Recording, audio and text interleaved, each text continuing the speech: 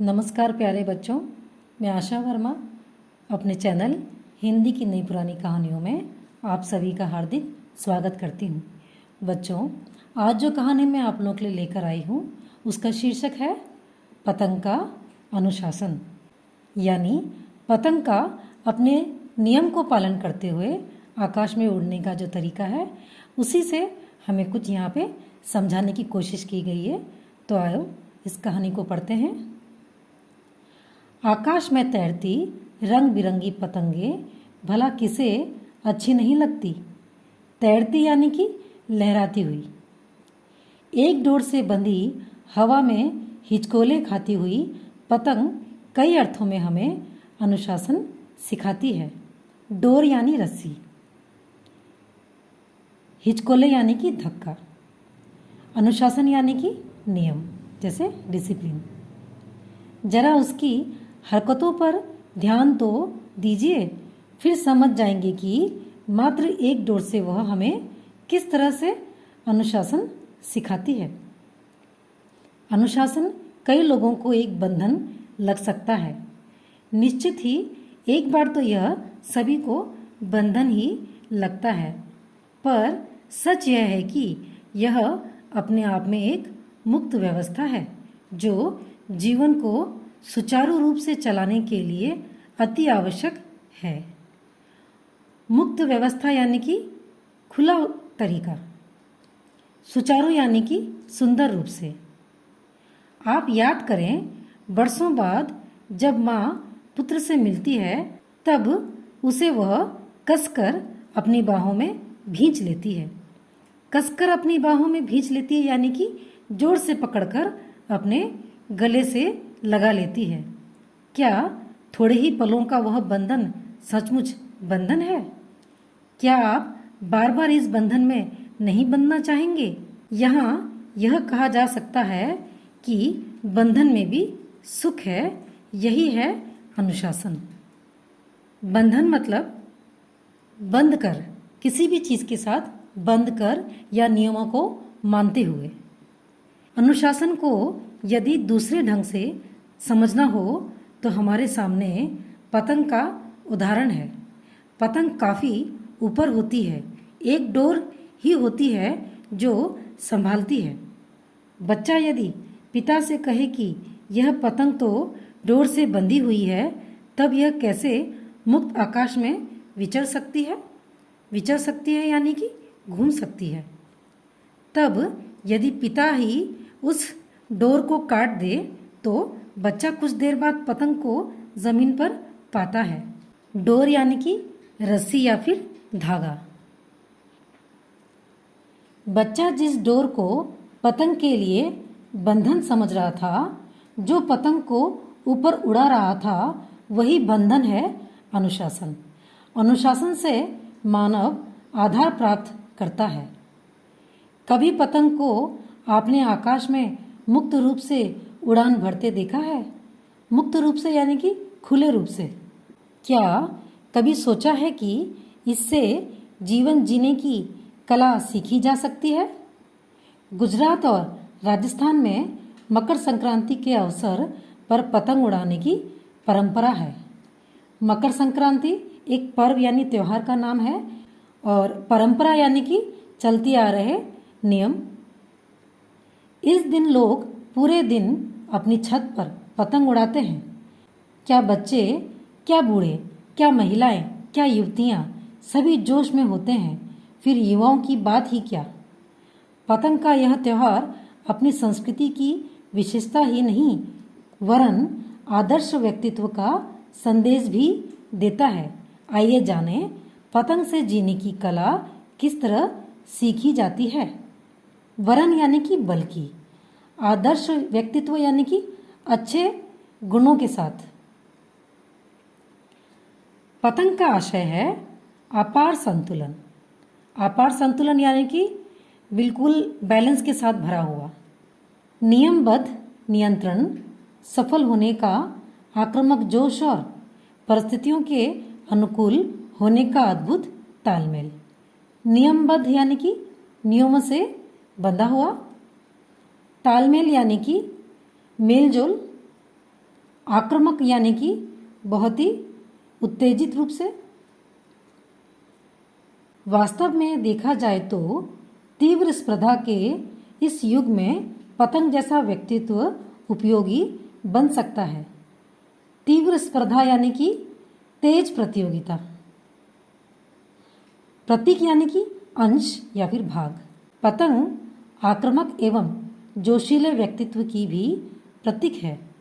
आक्रामक करना यानी कि हमला करना एवं जोशीले यानी कि बहुत ही जोश से भरा हुआ जो गुण होता है व्यक्ति में, उसका भी प्रतीक है। पतंग के कन्ने संतुलन की कला सिखाते हैं। कन्ना यानी कि पतंग को दोनों तरफ से जो बांधा जाता है। संतुलन यानी कि बैलेंस। कन्ना बांधने में थोड़ी सी भी लापरवाही होने पर पतंग यहाँ वहाँ डोलती है, यानी सही संतुलन नहीं रहता। इसी तरह हमारे व्यक्तित्व में भी संतुलन न होने पर जीवन गोते खाने लगता है। गोते यानी कि मतलब धक्का खाने लगता है। हमारे व्यक्तित्व में भी संतुलन होना आवश्यक है। संतुलन यानी कि बैलेंस होना आवश्यक है। आज के इस तेजी से बदलते आधुनिक परिवेश में प्रगति करनी हो तो काम के प्रति समर्पण की भावना आवश्यक है। आधुनिक परिवेश यानी कि नया माहौल। इसके साथ ही परिवार के प्रति अपनी जवाबदारी भी निभाना अनिवार्य है। जवाबदारी यानी कि जिम्मेदारी, अनिवार्य यानी कि जरूरी है। इन परिस्थितियों में नौकरी, व्यवसाय और पारिवारिक जीवन के बीच संतुलन रखना अति आवश्यक हो जाता है। इससे हुई थोड़ी सी लापरवाही जिंदगी की पतंग को असंतुलित कर देती है। असंतुलित यानी कि इम्बैलेंस कर देती है, जिसमें कोई बराबरी नहीं रहता। पतंग से सीखने लायक दूसरा गुण है नियंत्रण। नियंत्रण यानी कि कंट्रोल करना। खुले आकाश में उड़ने वाली पतंग को देखकर लगता है कि वह अपने आप ही उड़ रही है, लेकिन उसका नियंत्रण डोर्स के माध्यम से ही उड़ाने वाले के हाथ में होता है। डोर का नियंत्रण ही पतंग को भटकने से रोकता है। भटकने से रोकता है यानी कि यहाँ वहाँ गलत दिशा में जाने से रोकता है। हमारे व्यक्तित्व के लिए भी एक ऐसी ही लगाम की आवश्यकता है। व्यक्तित्व यानी कि हमारा जो पर्सनालिटी है, उसके लिए भी थोड़ी सी कंट्रोल करने की, थोड़ा सा लगाम लगाने की आवश्यकता है। निश्चित लक्ष्य से दूर ले जाने वाले अनेक प्रलोभन रूपी व्यवधान हमारे सामने आते हैं। प्रलोभन रूपी व्यवधान यानी कि लोभ के रूप में कुछ भी हमारे सामने आ सकता है। इस समय स्वैच्छिक नियंत्रण और अनुशासन ही हमारे पतंग को निरंकुश बनने से रोक सकता है। स्वैच्छिक यानी कि अपनी इच्छा से, निरंकुश यानी कि बिना किसी रोक टोक के। पतंग की उड़ान भी तब ही सफल होती है जब प्रतिस्पर्धा में दूसरी पतंग के साथ उसके पेंच लड़ जाते हैं। प्रतिस्पर्धा यानी कि प्रतियोगिता या फिर कंपटीशन। पेंच यानी कि आपस में दो पतंग या दो तीन पतंग आपस में जब अटक जाते हैं, पेंच लग जाती है, उसे कहा गया है। पतंग के पेंच में हार जीत की जो भावना देखने में आती है, वह शायद ही कहीं और देखने को मिले। पतंग किसी की भी कटे, खुशी दोनों को ही होती है। जिसकी पतंग कटती है वह भी अपना गम भूलकर दूसरी पतंग के कन्ने बांधने लग जाता है। यही व्यवहारिकता जीवन में भी होनी चाहिए। व्यवहारिकता यानी प्रयोग में आने वाली। अपना गम भूलकर दूसरों की खुशियों में शामिल होना और एक नए संकल्प के साथ जीवन की राहों पर चल निकलना ही इंसानियत है। संकल्प यानी कि प्रतिज्ञा, राहों पर यानी रास्ते पर। पतंग का आकार भी उसे एक अलग ही महत्व देता है। हवा को तिरछा काटने वाली पतंग हवा के रुख के अनुसार अपने आप को संभालती है।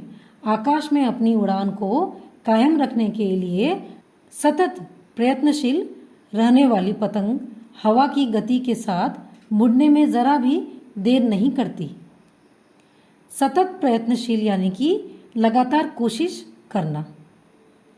हवा की दिशा बदलते ही वह भी अपनी दिशा तुरंत बदल देती है। इसी तरह मनुष्य को भी परिस्थितियों के अनुसार ढलना आना चाहिए। जो अपने आप को हालात के अनुसार नहीं ढाल पाते वे आउटडेटेड बन जाते हैं। आउटडेटेड यानी कि पुराना। और हमेशा गतिशील रहने वाले एवरग्रीन होते हैं।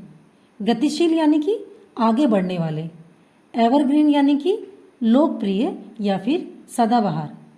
यह सीख हमें पतंग से ही मिलती है। पतंग उड़ाने में सिद्धहस्त व्यक्ति यदि जीवन को भी उसी अंदाज में ले तो वह भी जीवन की राह पर बढ़ता जाएगा। सिद्धहस्त यानी कि अत्यधिक कुशल। बस थोड़ा सा संभलने की बात है। जीवन की डोर यदि थोड़ी कमजोर हुई तो जीवन ही जोखिम में पड़ जाता है। जोखिम यानी कि खतरा। इसीलिए पतंग उड़ाने वाले हमेशा खराब मांझे को अलग कर देते हैं जिसका उपयोग कन्ना बांधने में किया जाता है। मांझे यानी कि पतंग उड़ाने की रस्सी। उस धागे से पेच नहीं लड़ाया जाता। ठीक उसी तरह जीवन में भी उसी पर विश्वास किया जा सकता है जो सबल हो, जिस पर जीवन के अनुभवों का मांझा लगा हो, वही व्यक्ति हमारे काम आ सकता है। धागों में कहीं भी अवरोध या गठान का होना भी पतंगबाजों को शोभा नहीं देता। अवरोध यानी कि रुकावट, गठान यानी कि गांठ। पतंगबाजों यानी कि पतंग उड़ाने वाले शौकीन। क्योंकि यदि पेंच लड़ाते समय यदि प्रतिद्वंदी का धागा उस गठान के पास आकर अटक गया तो समझो कट गई पतंग। पतंग का धागा वहीं रगड़ खाएगा और डोर को काट देगा। जीवन भी यही कहता है। जीवन में मोह रूपी रुकावटें आती ही रहती हैं। मोह रूपी यानी कि कोई ना कोई चीज़ें जो हमें चाहत में हो या जो हमें अट्रैक्ट करते हो वो आते ही रहते हैं। परंतु सही इंसान इस मोह के पड़ाव पर नहीं ठहरता। पड़ाव यानी कि ठहराव या फिर मोड़। वह सदैव मंजिल की ओर ही बढ़ता रहता है। चलना ही जीवन की कहानी है, रुकना मौत की निशानी है। यही मूल वाक्य होना चाहिए। 25 या 50 पैसे से शुरू होकर पतंग हजारों रुपयों में भी मिलती है। इसी तरह जीवन के अनुभव भी हमें कहीं भी किसी भी रूप में मिल सकते हैं। छोटे से बच्चे भी प्रेरणा के स्रोत बन सकते हैं तो झुर्रीदार चेहरा भी हमें अनुभवों की मोती बांटता मिलेगा। झुर्रीदार चेहरा यानी कि उम्रदरार लोग। अब यह हम पर निर्भर करता है कि हम किस तरह से अनुभवों की मोतियों को समेटते हैं। बच्चों यहाँ पे जो वाक्य है उस वाक्य में के शब्द नहीं होगा, यहाँ पे को होगा। अनुभवों यानी कि तजुर्बा, मोतियों यानी कि कीमती रत्न, समेटते हैं यानी कि इकट्ठा करते हैं। तो बच्चों ये कहानी यहीं ख़त्म होती है। इसके लेखक हैं डॉक्टर महेश परिमल। बच्चों इस कहानी से हमें यही शिक्षा मिलती है कि हमें भी पतंग की तरह ही अनुशासन में रहकर जीवन में निरंतर आगे बढ़ते रहना चाहिए। तो बच्चों यदि आपको ये कहानी अच्छी लगती है तो मेरी चैनल को लाइक करें, शेयर करें और सब्सक्राइब भी करें। धन्यवाद।